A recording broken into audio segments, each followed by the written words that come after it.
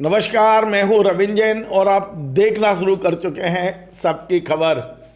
मध्य प्रदेश कांग्रेस विधायक दल में सब कुछ ठीक नहीं चल रहा है और अब धीरे धीरे मध्य प्रदेश में जो नेता प्रतिपक्ष हैं उमंग सिंगार, उनके प्रति विधायकों की नाराजगी बढ़ती जा रही है।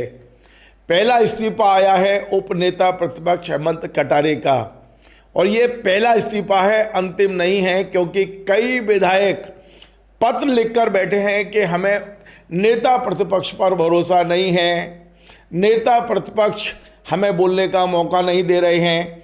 ये आक्रोश धीरे धीरे बढ़ रहा है और मुझे लगता है कि 24 तारीख को राहुल गांधी और मल्लिकार्जुन खड़गे की भोपाल यात्रा के दौरान ये मुद्दा उभर सकता है।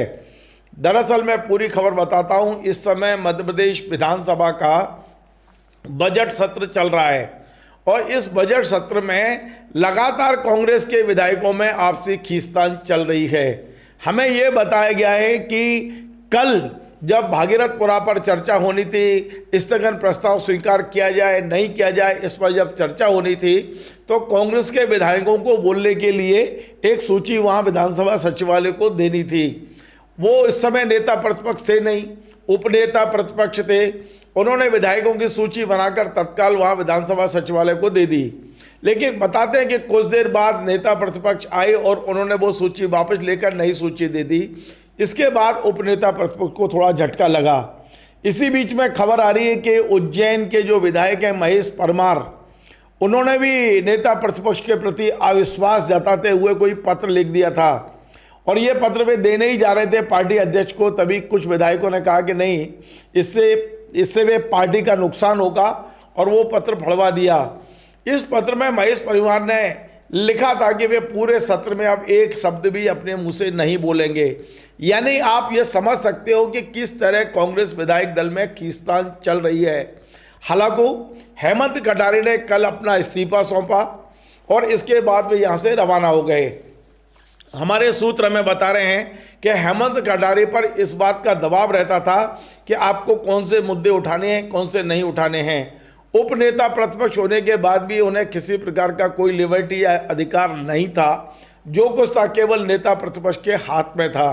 तो निश्चित तौर पे उन्होंने जिस तरह से कल इस्तीफा पटका है, जिस तरह से अपना मोबाइल बंद कर लिया है, वे मीडिया के फ़ोन नहीं उठा रहे हैं, उसे लेके तरह तरह की चर्चा है। कुछ मीडिया घरानों ने तो लिख दिया कि वे बीजेपी में जा रहे हैं, लेकिन हमारे सूत्र बिल्कुल कंफर्म कर रहे हैं कि बीजेपी में जाने की अभी कोई ना चर्चा है ना कोई बातचीत है। हाँ, इतना ज़रूर है कि वे नेता प्रतिपक्ष से अपनी ट्विनिंग नहीं बिठा पा रहे।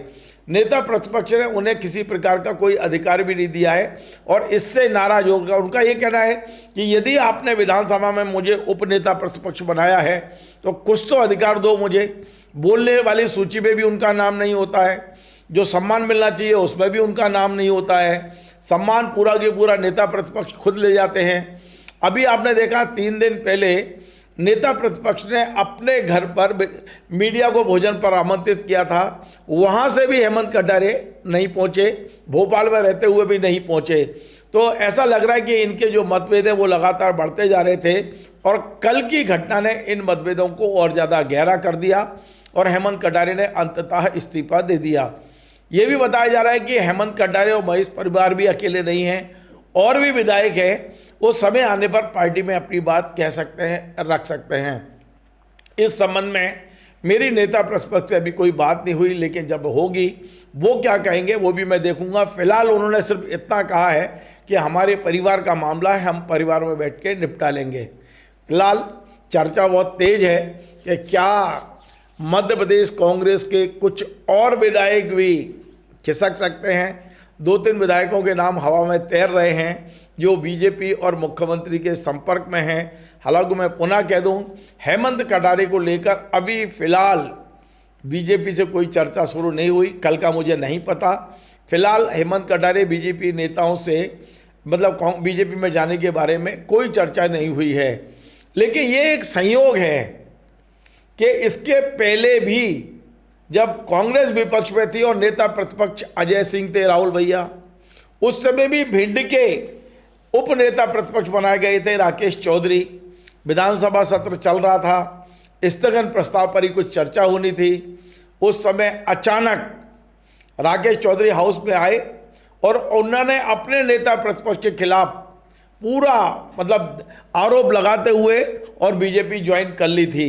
एक सहयोग है, वो भी भिंड के थे, वो भी ब्राह्मण थे, और यहाँ नेता प्रतिपक्ष अजय सिंह थे उस समय। हालांकि बाद में राकेश सिंह कांग्रेस में वापसी कर गए हैं, पर कांग्रेस ने आज तक उन्हें अपना नहीं माना है, कोई बड़ी जिम्मेदारी नहीं दी है। वे कांग्रेस में जरूर है पर कोई जिम्मेदारी उनके पास नहीं है। अब हेमंत कटारे को लेकर इसी तरह की चर्चाएं जरूर चल रही हैं, पर हमारे सूत्र हमें बड़ी जिम्मेदारी से बता रहे हैं हेमंत कांग्रेस में ही रहेंगे और वे चाहते हैं कि नेता प्रतिपक्ष विधायकों का विश्वास जीतें, विधायकों को बोलने का मौका दें और विधायक दल में किसी प्रकार की गुटबाजी ना करें। इस तरह का कोई संदेश देने की उन्होंने कोशिश की है। देखते हैं आगे क्या होता है। नमस्कार।